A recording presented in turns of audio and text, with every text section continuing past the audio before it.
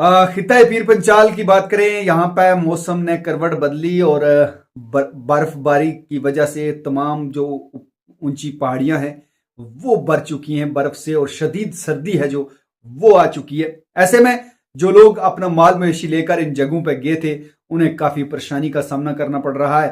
ये तस्वीर जो आप देख रहे हैं ये मुगल रोड की हैं, जिस पे बारी बर्फ है जो वो गुज़श्ता रात को होती है, जिसकी वजह से तमाम जो लोग इस एरिए में अपने माल मवेशी के साथ थे उनको काफ़ी दिक्कत का सामना करना पड़ रहा है। और खित्ताए पीर पंचाल के अंदर भी शदीद सर्दी ने है जो वो दस्तक दे दी है।